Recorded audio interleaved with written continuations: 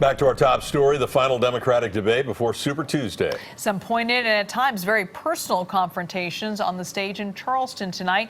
KPIX5's Wilson Walker watched the debate with some undecided voters. We're following ahead of Tuesday's big primary. Wilson? Well, the big story coming out of Nevada was that this race does have a clear frontrunner. Tonight's debate very much reflected that. So did anyone really benefit for it? Why the nominee of the Democratic Party is telling people to look at the bright side of the Castro regime. It seemed like he was being attacked very, like, rapid fire, back to back. No.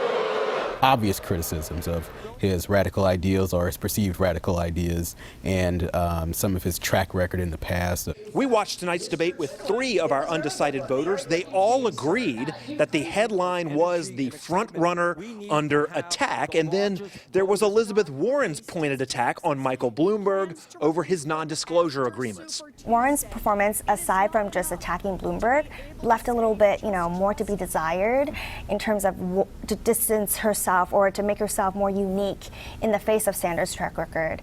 And because Elizabeth Warren was so strong against him in the previous debate, it may have not have been a great idea for her to just keep attacking. Like you're just beating a dead horse at that point. Exactly. Our panelists agreed that Joe Biden showed more life tonight. I will win South Carolina. They also had some praise for Tom Steyer. He's been polling well in the state, and so I think he helped himself. I believe I'm the only person on this stage who believes in reparations for slavery. And having Steyer being the only one to come out so far as saying, I believe in reparations and revising the years of history. Got a big applause. Yes, he got a huge applause, but then they pivoted. They pivoted. They got rid of that immediately. So the big question, did tonight's debate move anyone in any direction? Honestly, I'm still torn between Elizabeth Warren and Bernie Sanders, but I think it might have put me 1% more in Bernie Sanders' camp. I moved a tiny bit closer to Buttigieg today. I felt like he commands the stage really well, and I hadn't really paid attention to that as much as I thought I would.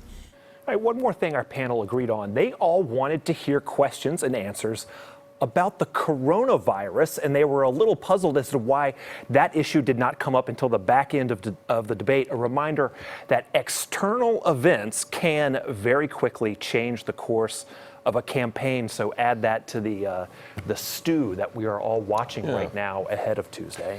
Sounds like it's very much still up in the air.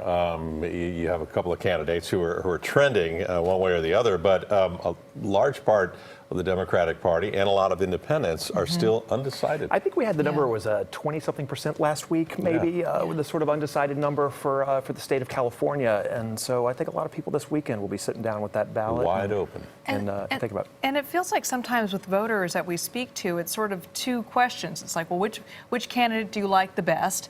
And which one do you think can actually beat Donald Trump? And which one is going to hit all those 15% thresholds that we talk about? I mean, a lot of things to think about, and who knows, maybe Saturday clears things up a little bit. We'll see.